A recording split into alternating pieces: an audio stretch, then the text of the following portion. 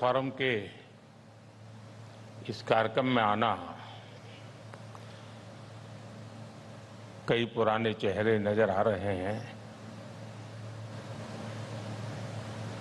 तो अपने आप में एक खुशी की बात है। मुझे विश्वास है कि यहाँ भारत के ब्राइट फ्यूचर को लेकर बेहतरीन संवाद हुए होंगे और ये संवाद तब हुए जब भारत को लेकर पूरा विश्व एक विश्वास से भरा हुआ है। फ्रेंड्स, भारत आज एक अलग ही सक्सेस स्टोरी लिख रहा है। भारत में हमने रिफॉर्म्स का असर अपनी इकोनॉमी की परफॉर्मेंस में देखा है। यहां तक कि भारत ने कई बार प्रिडिक्शन से भी और अपने पीयर से भी बेटर परफॉर्म किया है। जैसे पिछले 10 सालों में ग्लोबल इकोनॉमी 35% बढ़ी है, लेकिन इन्हीं 10 सालों में हमारी इकोनॉमी करीब करीब 90% बढ़ी है।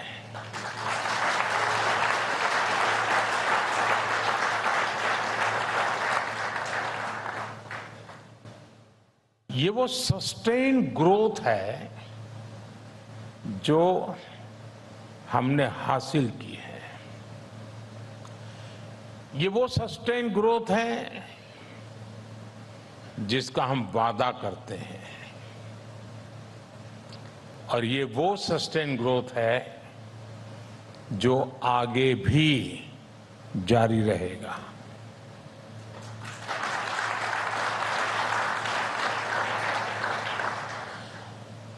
फ्रेंड्स, बीते वर्षों में भारतीयों के जीवन में हम बड़ा बदलाव लाने में सफल हुए हैं। हमारी सरकार ने भारत के करोड़ों करोड़ नागरिकों के जीवन को छुआ है। देश के नागरिकों को गुड गवर्नेंस देना ये हमारा संकल्प है। रिफॉर्म, परफॉर्म, ट्रांसफॉर्म, ये हमारा मंत्र रहा है और देश के लोग भी हमारे इस सेवा भाव को देख रहे हैं। देश के लोग बीते 10 वर्षों में देश की उपलब्धियों को देख रहे हैं। इसलिए आज भारत के लोग एक नए विश्वास से भी भरे हुए हैं। विश्वास खुद पर, विश्वास देश की प्रगति पर, विश्वास नीतियों पर, विश्वास निर्णयों पर और विश्वास नियत पर भी है।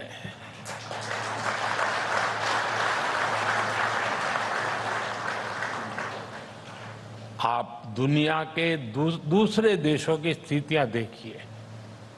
इस साल दुनिया के कई बड़े देशों में वोटिंग हुई है, इलेक्शन हुए हैं। ज्यादातर जगहों पर लोगों ने चेंज के लिए वोट किए हैं। कई देशों में सरकारों को मुश्किलें आई हैं, लेकिन भारत के नागरिकों ने इस ट्रेंड को एकदम उल्टा जनादेश दिया।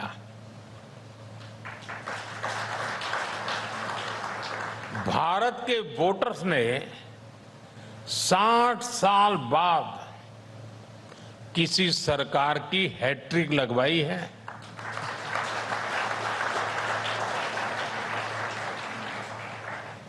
भारत के एस्पिरेशनल यूथ ने और भारत की महिलाओं ने कंटिन्यूटी के लिए वोट किया है। पॉलिटिकल स्टेबिलिटी और इकोनॉमिक ग्रोथ के लिए वोट किया है और इसके लिए मैं देश के लोगों का जितना आभार प्रकट करूं वो कम ही है। साथियों, आज भारत की प्रगति ग्लोबल हेडलाइंस का हिस्सा बन रही है। आंकड़ों का अपना महत्व होता ही है, लेकिन ये देखना भी उतना ही जरूरी है कि आखिरकार कितने लोगों का जीवन बदल रहा है। इसी में भारत के भविष्य का राज छिपा है। बीते एक दशक में 25 करोड़ लोग गरीबी से बाहर आए हैं।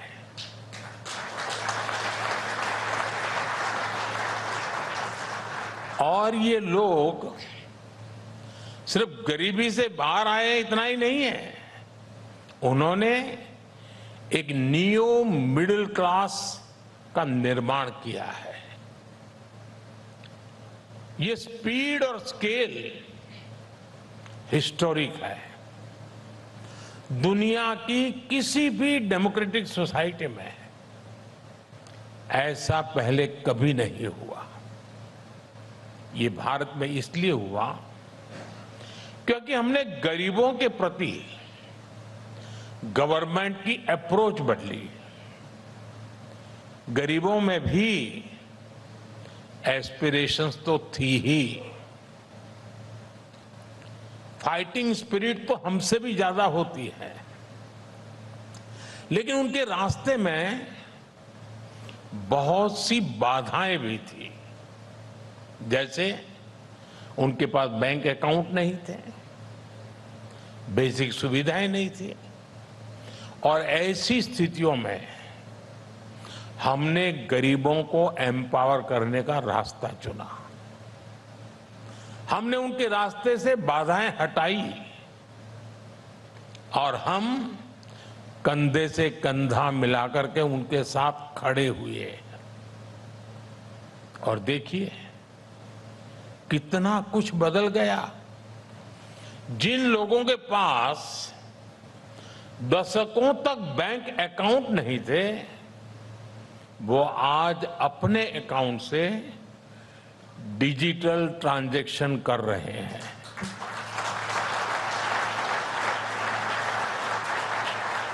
जिनके लिए बैंकों के दरवाजे बंद थे, उन्हें आज बिना गारंटी बैंक लोन्स मिल रहे हैं।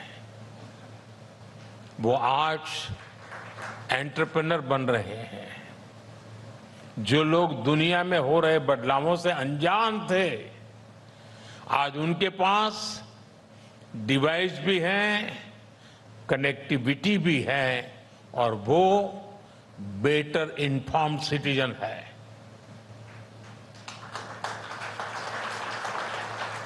जो गरीबी के संघर्ष से बाहर निकल रहे हैं, उनके भीतर तरक्की की भूख है। वो अपने बच्चों को एक सुनहरा भविष्य देना चाहते हैं। उनकी एस्पिरेशंस नए इंफ्रास्ट्रक्चर का निर्माण कर रही है। उनकी क्रिएटिविटी इनोवेशन का रास्ता बना रही है। उनकी स्किल से इंडस्ट्री का रुख बन रहा है और उनकी नीड से मार्केट की दिशा बन रही है। उनकी इनकम ग्रोथ मार्केट में डिमांड को बढ़ावा दे रही है। भारत का ये नियो मिडिल क्लास देश की प्रगति की सबसे बड़ी शक्ति साबित हो रहा है। साथियों, जब चुनाव के नतीजे आए थे तो मैंने कहा था कि थर्ड टर्म में हमारी सरकार 3 गुना तेजी से काम करेगी। मैं आपको विश्वास दिलाता हूं, इरादे अब और मजबूत है।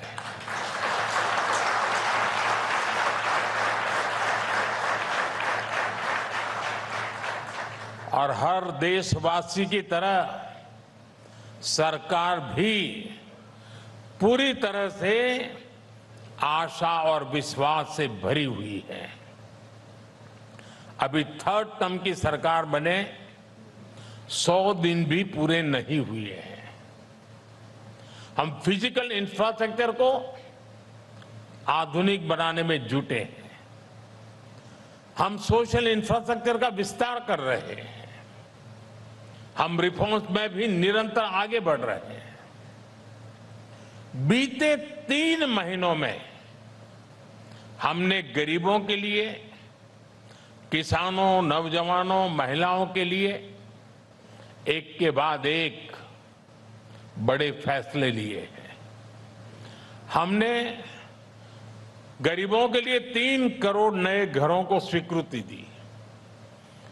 हमने यूनिफाइड पेंशन स्कीम की घोषणा की। 1 लाख करोड़ रुपए के एग्रीकल्चर इंफ्रा फंड के लिए विस्तार का उसका फैसला हुआ। बेहतर क्वालिटी के बीजों की 100 से अधिक वैरायटी जारी की। 2 लाख करोड़ रुपए के पीएम पैकेज की घोषणा हुई, जिसका सीधा फायदा 4 करोड़ से ज्यादा युवाओं को मिलेगा। और 100 दिन के भीतर ही देश में 11 लाख ग्रामीण बैकग्राउंड की सामान्य परिवार की 11 लाख नई लखपति दीदी बनी है। ये महिलाओं के आर्थिक सशक्तिकरण का बहुत बड़ा काम हुआ है। साथियों, कल मैं महाराष्ट्र के पालघर में था। वहां 75,000 करोड़ रुपए से अधिक के इन्वेस्टमेंट से वाढवण पोर्ट का शिलान्यास किया गया है। 3 दिन पहले ही 30,000 करोड़ रुपए के इन्वेस्टमेंट से 12 नए इंडस्ट्रियल सिटीज के निर्माण को मंजूरी दी गई है। 50,000 करोड़ से अधिक के 8 हाई स्पीड कॉरिडोर स्वीकृत किए गए हैं। हमने 30,000 करोड़ रुपए से पुणे, ठाणे और बेंगलुरु मेट्रो के विस्तार को भी मंजूरी दी है। इसी दौरान लद्दाख में दुनिया की सबसे ऊंची टनल में से एक के निर्माण का काम शुरू हुआ है। साथियों, हमारे लिए इंफ्रास्ट्रक्चर सिर्फ लंबाई, चौड़ाई, ऊंचाई बढ़ाने तक सीमित नहीं है। हमारे लिए ये भारत के नागरिकों की सुविधा का, ईज ऑफ लिविंग का माध्यम है। रेल के डिब्बे तो पहले भी बनते थे, लेकिन हम वंदे भारत जैसी आधुनिक ट्रेनों को लेकर के आए, जिसमें स्पीड और कंफर्ट दोनों है। आज ही मैंने सुबह 3 नई वंदे भारत ट्रेनों को हरी झंडी दिखाई है। रोड भी तो देश में पहली बार बनते थे, पहले भी बनते थे, लेकिन हम भारत में आधुनिक एक्सप्रेसवे का जाल बिछा रहे हैं। एयरपोर्ट भी हमारे यहां पहले से थे, लेकिन हम भारत के टियर 2, टियर 3 सिटीज को एयर कनेक्टिविटी से जोड़ रहे हैं। हम पीएम गति शक्ति नेशनल मास्टर प्लान लेकर आए हैं। लक्ष्य यही है कि देश की सरकारें अलग अलग डिपार्टमेंट साइलोज में काम करने के कल्चर से बाहर आए। इन सारे प्रयासों से बहुत बड़ी संख्या में एम्प्लॉयमेंट जनरेट हो रहा है। इसका बहुत बड़ा फायदा हमारी इकोनॉमी को हो रहा है। हमारी इंडस्ट्री को हो रहा है। फ्रेंड, 21वीं सदी का ये तीसरा दशक भारत के लिए लिफ्ट ऑफ डेकेड जैसा है। ये कैसे होगा? इसका फायदा किसको होगा? इसको करने वाले भी हम सभी हैं और इसका फायदा भी सभी को होगा, पूरे देश को होगा। आज जब यहां भारत की इकोनॉमी से जुड़े आप सभी स्टेक होल्डर्स हैं, प्राइवेट सेक्टर से जुड़े साथी हैं, मैं उन पिलर्स की चर्चा जरूर करना चाहूंगा जो विकसित भारत के निर्माण को गति देने वाले हैं। और ये पिलर्स सिर्फ भारत की प्रॉस्पेरिटी के पिलर्स नहीं है, ये ग्लोबल प्रॉस्पेरिटी के भी पिलर्स है। आज भारत में चारों तरफ अवसर बढ़ रहे हैं। सरकार हर प्रयास को प्रोत्साहित कर रही है और हम बहुत लंबी छलांग लगाने के लिए आगे बढ़ रहे हैं जी। इसलिए हम एक लॉन्ग टर्म विजन पर भी काम कर रहे हैं। साथियों, भारत को ग्लोबल मैन्युफैक्चरिंग हब बनाना हर भारतीय की एस्पिरेशंस है और दुनिया की भारत से एक्सपेक्टेशन भी है। आज आप देखिए, इसके लिए देश में एक रिवॉल्यूशन जैसा चल रहा है। आज देश में एमएसएमईज को जितना सपोर्ट मिल रहा है उतना पहले कभी नहीं हुआ। आज शहरों में plug and play industrial parks बनाए जा रहे हैं, इकोनॉमिक कॉरिडोर्स बनाए जा रहे हैं, क्रिटिकल मिनरल्स के प्रोडक्शन को बढ़ावा दिया जा रहा है। भारत में पीएलआई स्कीम्स ने जो सफलता हासिल की है वो तो अभूतपूर्व है। साथियों, गुलामी के कालखंड से पहले भारत की समृद्धि का बहुत बड़ा आधार हमारी ज्ञान परंपरा थी, हमारा नॉलेज सिस्टम था। ये विकसित भारत का भी एक इंपॉर्टेंट पिलर है। हम में से कौन नहीं चाहेगा कि भारत स्किल, नॉलेज, रिसर्च और इनोवेशन का हब बने। इसके लिए सरकार इंडस्ट्री और एकेडेमिया को पार्टनर बना रही है। इस साल के बजट में भी इस पर बहुत ज्यादा जोर दिया गया है। 1 लाख करोड़ रुपए के रिसर्च फंड के पीछे भी हमारी यही सोच है।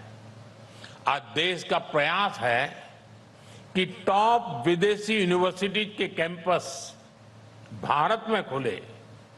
हमारे जो मिडिल क्लास के बच्चे बाहर पढ़ने में इतना पैसा खर्च करते हैं, हम चाहते हैं उनका वो पैसा बचे। मैं आपको एक उदाहरण दूंगा। आजादी के बाद के 7 दशक तक भारत में एमबीबीएस, एमडी की सीट्स 80,000 के आसपास रही और इसलिए ही तो डॉक्टर बनने के लिए हमारे बच्चे विदेश जाने के लिए मजबूर थे। पिछले 10 साल में देश में हमने एमबीबीएस, एमडी की करीब 1 लाख नई सीटें और बढ़ाई है।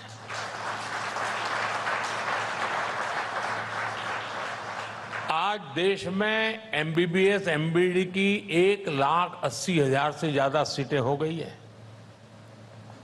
और मैंने इस बार अभी 15 अगस्त को लाल किले से ऐलान किया है, अगले 5 साल में भारत में मेडिकल लाइन में 75,000 नई सीटें और जोड़ी जाएगी। वो दिन दूर नहीं जब भारत दुनिया में हेल्थ एंड वेलनेस का बहुत बड़ा अहम सेंटर बनेगा। साथियों, आज भारत की एक और बड़ी एम्बिशन है। ये एम्बिशन देश को ग्लोबल फूड बास्केट बनाने की है। दुनिया के हर डाइनिंग टेबल पर कोई न कोई made in India food product हो, ये देश का संकल्प है।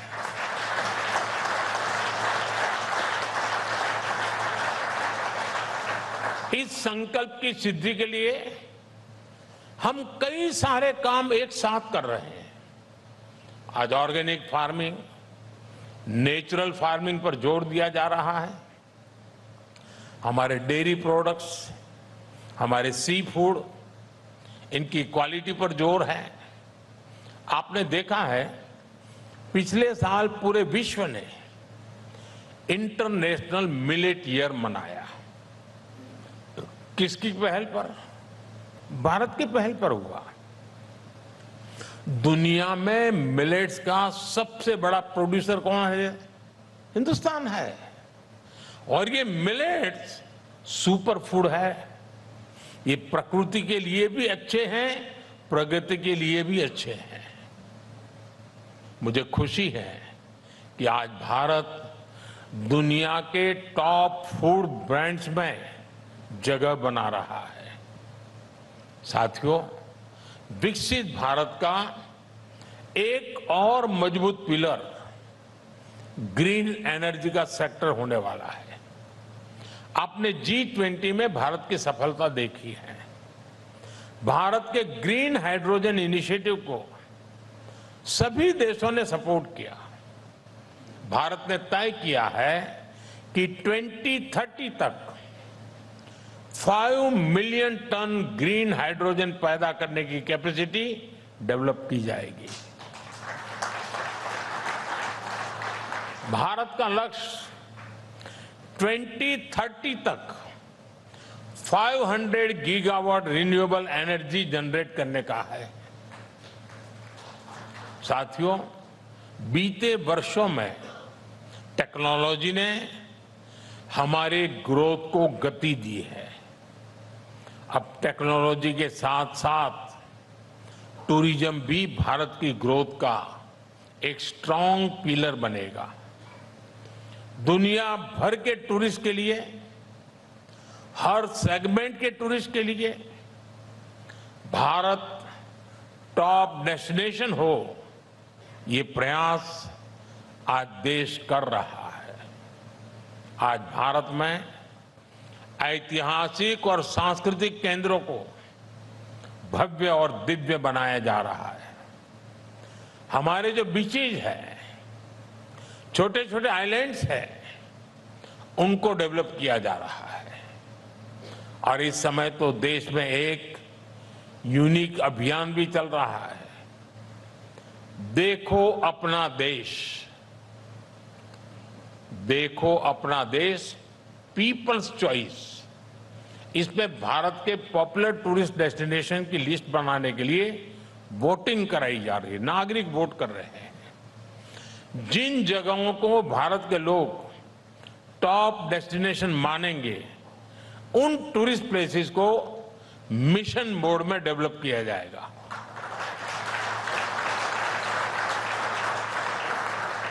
और इससे भी बड़ी संख्या में एम्प्लॉयमेंट जनरेट होगा।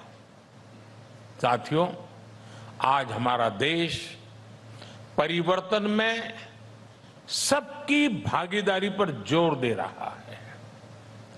G20 की प्रेसिडेंसी के दौरान हमने अपने अफ्रीकन फ्रेंड्स को सशक्त करने में मदद की। हमने ग्लोबल साउथ की आवाज उठाई। अब हम एक ऐसा वर्ल्ड ऑर्डर चाहते हैं जो सभी देशों, खासकर ग्लोबल साउथ का इंक्लूसिव डेवलपमेंट इंश्योर करे। आने वाले समय में ग्लोबल साउथ के देशों के पास विश्व की सबसे बड़ी संभावनाएं होगी। पूरी ह्यूमैनिटी का एक बड़ा हिस्सा इन देशों में बसता है और भारत विश्व बंधु की भावना से इन देशों की आवाज बन रहा है। साथियों, आज की दुनिया डायनेमिक है, इसलिए हमारी सरकार की नीतियां और रणनीतियां भी डायनेमिक है। हर जरूरत के हिसाब से हम हर जरूरी कदम उठा रहे हैं। हम अपनी पॉलिसी बीते कल के आधार पर नहीं, बल्कि आने वाले कल को देखते हुए बना रहे हैं। हमारा फोकस फ्यूचर पर है। हम आने वाले कल की चुनौतियों और अवसरों के लिए देश को आज तैयार कर रहे हैं। ग्रीन हाइड्रोजन मिशन हो, क्वांटम मिशन हो, सेमीकंडक्टर मिशन हो, डीप ओशन मिशन हो, इन पर भारत अभी काम कर रहा है। अभी आपने देखा है, सरकार ने स्पेस टेक्नोलॉजी को बढ़ावा देने के लिए 1000 करोड़ के फंड की घोषणा की है। आज का भारत अवसरों की धरती है। हमारा विश्वास है भारत का फ्यूचर इससे कहीं बेहतर होने वाला है। साथियों, हमने भारत को 2047 तक विकसित भारत बनाने का संकल्प लिया है।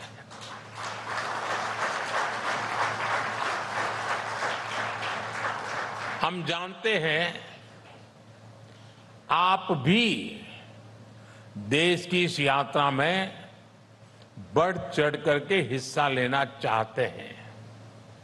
हम चाहते हैं भारत में ज्यादा से ज्यादा कंपनियां ग्लोबल ब्रांड बने।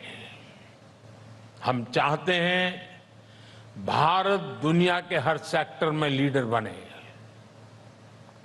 हमारा वादा है, हम फैसिलिटेट करेंगे।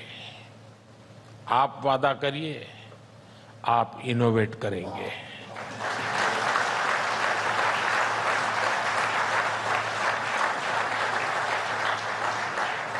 हमारा वादा है, हम रिफॉर्म करेंगे। आप वादा करिए, आप परफॉर्म करेंगे।